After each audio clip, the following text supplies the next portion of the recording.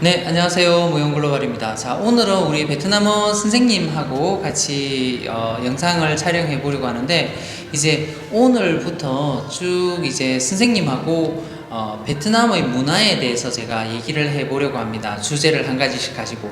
이때까지는 제가 혼자서 얘기를 하니까 어떤 분은 동의를 하고 어떤 분은 그거 아니다, 너무 모르는 소리를 한다, 이렇게 얘기를 하시는 분들도 계셔서, 그래도 제가 얘기하는 것보다는 이제 제가 얘기를 하더라도 베트남어 선생님이 베트남인으로서 이렇게 검증을 해주고, 또 이제 베트남 사람들이 생각하는 거기에 관련된 문화들을 얘기를 하게 되면 좀 더 재미있고 또 이제 좀 유익한 시간이 될 것 같아서, 제가 이제 앞으로 쭉 문화에 대해서, 베트남 문화의 전반적인 거에 대해서 우리 베트남어 선생님하고 한번 이렇게 영상을 만들어 보려고 합니다. 그래서 궁금하신 내용이 있으시면 댓글로 많이 달아주시면 거기에 대해서 우리가 미리 조금 준비를 해서 이렇게 영상을 만들어 보도록 하겠습니다. 자, 선생님 준비됐나요? 네. 네, 준비됐어요? 자, 오늘은 뭐에 대해서 할 거냐면요. 사실 베트남의 재산 목록 1호가 뭐냐면 오토바이입니다. 대부분 오토바이는 다 있고, 그래서 오토바이에 대해서 한번 물어보려고 해요. 선생님 오토바이 있나요? 네, 하나 있어요. 베트남 어른들은, 그러니까 성인이 되면 다 오토바이는 가지고 있죠. 네, 보통 그래요. 99%래요. 99%. 그러니까 그 오토바이가 좋은 거를 가지고 있느냐, 안 좋은 거를 가지고 있느냐에 따라 다른 거지, 거의 다 가지고 있죠. 맞죠? 네네네, 맞아요. 그리고 또 성인이 자전거 타는 경우도 있죠. 어른이. 네네네. 그러면 자전거를 타면 어떻게 봐요, 보통? 베트남 사람들이 자전거 타고 지나가는 거 봐요. 운동할 때 말고 이동수단으로 누가 자전거를 타고 가요. 그러면 어떻게 봐요? 베트남에서 어떻게 생각해요? 아마 그 사람은 학생이라고 생각할 거예요. 학생이라고 생각하거나 또 나이가 많아 보여요. 그러면 저 사람 좀 가난하다라고 생각하죠. 네네. 네. 제가 베트남에 처음 왔을 때 자전거 타고 이렇게 돌아다녔어요. 그러니까 이상하게 생각하더라고. 나 몰랐어. 난 자전거 좋은 거라고 괜찮다고 생각했는데 사실 조금 가난한 사람으로 여기죠. 맞죠? 네. 네, 맞아요. 자, 그래서 오토바이를 그러면 보고, 우리나라는 한국에 가면 어떤 차를 타고 다니는가에 따라서 이렇게 저 사람 부자다, 잘 산다, 못 산다, 이렇게 평가를 해요. 베트남은 오토바이 타는 거에 따라서 그렇게 생각을 하나요? 그런 생각 있어요. 그런 생각하죠. 네, 보통은 부자 사람이면 그 SH, 에하. 여기는 에하라고 하는데 혼다 SH를 말하는 거죠. 맞죠? 베트남 발음은 에핫이라고 합니다. 에하라고 하는데, 네. 혼다 SH를 말하는 거예요. 혼다 SH가 두 가지 종류가 있잖아요. 모드가 있고, 그 다음에 모드 아니고 그냥 SH150i인가 이렇게 있던데 보니까. 그래요? 저는 그렇죠. 부자 아니래서. 그냥 모드는 여자가 타는 거. SH 모드. 그 다음에 아. 그냥 SH는 남자가 타는 거. 그리고 두 가지 있죠. 그리고 또 그것도 있잖아. 또 이제 뭐지? 여자들이 좋아하는 브랜드가 있죠. 뭐예요? 네, 저는 제일 좋아하는 거는 베스파. 베스파 엄청 좋아하죠. 아니, 다른 건도 리트도 괜찮아요. 리드도 좋아하고. 네. 맞죠? 그 여자들이 타는 거잖아요. 맞죠? 그런데 선생님이 누가 선물을 해준다 그래. 선물해주면 어떤 거 받을 거예요? 오토바이요? 그냥 돈 상관없어. 돈 상관없어. 그러면 아마 받지 않나요? 받지 않아요? 아니, 네. 그거 받지 않겠지만, 그러면 쌤이 돈을 많이 벌었어. 나 새 오토바이 살 거야. 돈은 상관없어. 그러면 뭐 사고 싶어요? 저요? 어떤 오토바이 사고 싶어요? 브랜드, 어떤 브랜드? 저는 베스파 살 거예요. 베스파 사고 싶죠. 자, 그리고 우리 한국 사람들이 엄청 많이 물어보는 게 뭐냐면, 할리 데이비슨이라는 브랜드가 있어요. 알아요? 할리? 이렇게 타는 거 있잖아요. 소리 엄청 크고 둥둥둥둥 소리 나고 하는 거. 그 큰 오토바이. 큰 오토바이. 네네. 네네네. 그런 거 가끔씩 보이죠. 다낭에도. 네네네네. 그런 거 보면 부러워요? 저요? 부럽지 않나요? 그렇죠. 여자들은 부러워하지 않죠. 그런 오토바이 타고 다니는 거. 네, 시끄러워요. 시끄럽다고 생각하죠. 왜? 네. 엄청 많이 물어봐요. 한국 사람들은 사실 그거 타고 다니면 좀 고급 오토바이라서 사람들이 쳐다보고 하거든요. 근데 보통 베트남 여성들이 보기에는 크고 시끄러운 오토바이 이렇게 생각하지 좋은 오토바이 이렇게 생각 안 하잖아요, 맞죠? 네. 근데 남자들은 좀 부러워하는 남자들 있더라고요, 보니까. 아마 그래요. 네네, 그런 것 같아요. 자, 그리고 여기는 베트남은 여자도 남자도 다 오토바이를 타고 다니잖아요, 그죠? 오토바이 타고 다니는 게 좀 무섭거나 힘들지 않아요? 여자로서?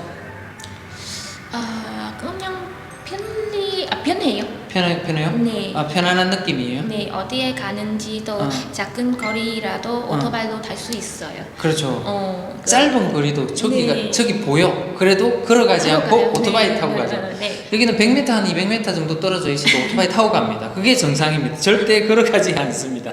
네. 그리고 이런 경우도 많아요. 여기 카페가 여기 있고 한 조금 떨어져서 저기 한 50m 있는데 저기 식당이 있어요. 그럼 식당으로 가면 우리는 오토바이 여기 세워놓고 걸어갈 건데 그렇게 하지 않고 오토바이 가지고 식당 가잖아요. 맞아요. 맞죠? 처음엔 그게 좀 이상하게 느꼈어요. 근데 당연히 그렇게 해야 되더라고요, 여기서는. 네. 자, 그리고 오토바이를 남자, 여자가 같이 타요. 같이 탈 때 누가 운전해요? 당연히 남자예요. 남자가 운전하죠. 네. 여자가 운전하는 경우가 한 몇 퍼센트 정도 돼요? 거의 없어요? 만약에 남자가 나이가 들거나 더 젊으면 어리거나 어리면 아마 여자 할 거예요. 그러니까 그때는 많지 않아요. 엄마가 아들 태우고 가는 거 이런 건 있을 수 있어도 언니하고 누나하고 동생이 타고 가면 괜찮은데 보통은 이렇게 연인 여자친구 남자친구 타면 무조건 남자가 운전해야지. 맞아요. 여자가 앞에 운전하면 이상하게 생각하죠. 네, 그 남자는 미쳐요 생각할 거네요. 그렇죠. 미쳤다고 생각해요? 미쳤다고. 남자 생각해요. 아니에요. 남자 아니라고 생각해요. 네. 근데 가끔씩 다낭에 보면 요즘 한국 사람 많이 없어져서 그런데 조그만한 우리 베트남 여성이 덩치 엄청나게 큰 남자를 뒤에 태우고 가는 경우 가끔씩 있잖아요. 본 적 있나요? 그랍죠? 아니요. 그런 말고 이렇게 선생님 같은 여성이 한국 남자 덩치 엄청 커요. 한 100kg 나가는 사람 이렇게 태우고 갈 때 그런 모습 본 적 없어요? 아니 본 적이 한 번도 없어요? 네. 그런 경우 나는 많이 봤는데 그게 이상하게 보이는 거잖아요, 맞죠? 여자가 그냥 그랍만 생각했어. 그럼 생각하는데 근데 여자가 남자 뒤에 큰 남자를 뒤에 태우고 가는 건 여기선 상당히 이상하게 보이는 광경입니다. 그거 알아두셔야 돼요. 자, 그리고 뒤에 타는 사람이 앞에 사람을 잘 안 잡잖아요. 안 잡? 애인이 없어도 잡자야. 잡아요? 저는 잡지 않아요. 안 잡잖아요, 맞죠? 남자친구, 여자친구 사이라도 잡는 경우보다 안 잡는 경우가 더 많죠. 여자친구가 뒤에 앉더라도 앞에를 잘 안 잡죠. 그러면 안 잡고 오토바이를 타면 불안하지 않나요? 그냥 속도가 유지되면 돼요. 세게 안 달리니까. 괜찮아요. 대부분 사람들이 안 잡고 가죠. 그죠? 그냥 이렇게 나는 그러니까 앞에 사람을 안 잡는 건 이해가 돼. 그런데 여기 오토바이도 잘 안 잡고 가더라고. 그냥 이렇게 가더라고. 아무것도 안 잡고. 맞죠? 그게 보통이죠. 맞아요. 나 그거 보고 우리나라 사람들은 그런 광경을 보잖아요. 엄청나게 신기하게 생각해요. 걱정하지 마세요. 안전해요. 안전해요. 우리나라 사람들은 그거 보면 엄청 불안해하고 또 애기 태우고 가는 경우. 근데 애기를 태우고 가는 경우 보통 어른들 사이에 애기를 앉히잖아요. 맞죠? 그런데 그 사이에 앉히는 게 아니라 애를 아빠가 앞에 운전해요. 엄마가 뒤에 있고 애가 중간에 있는데 애를 어린 아기인데 한 2살? 3살 되는 애를 세워요. 서가지고 이렇게 가는 경우도 있어요. 맞죠? 그거 네. 위험하다고 생각 안 해요? 아니 그냥 평범한 일이에요. 평범한 일이에요.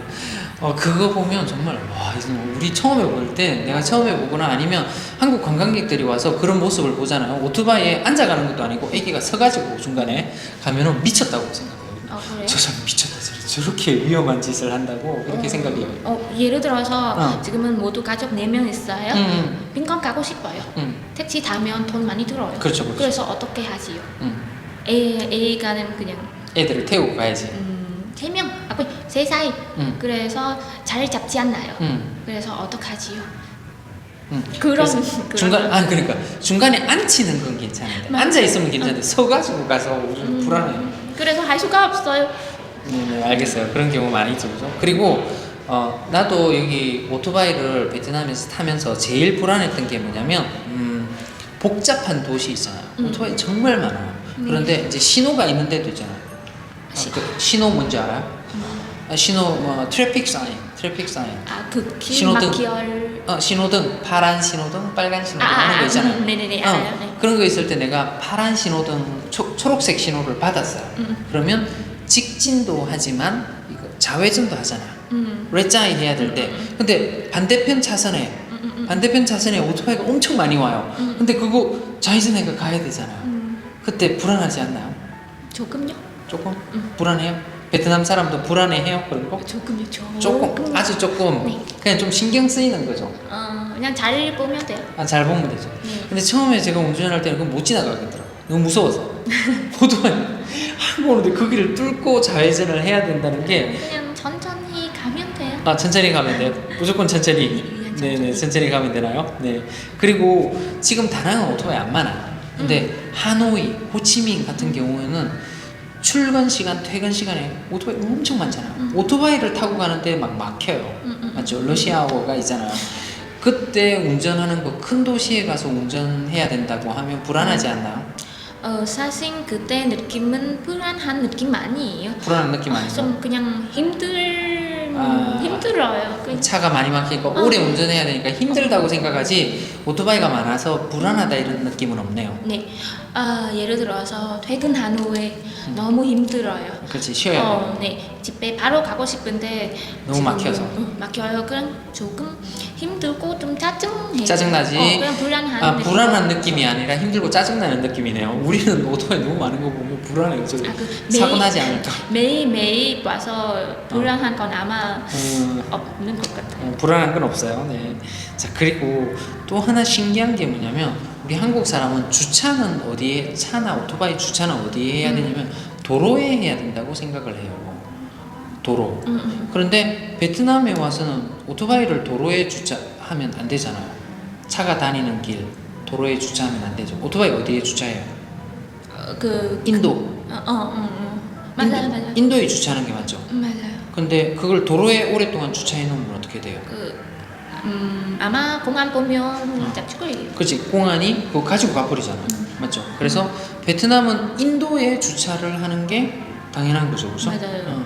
그리고 뭐 인도에도 이렇게 중간에 선이 있잖아요. 그 선 안으로 돼야 돼요? 밖으로 돼야 돼요? 안쪽으로.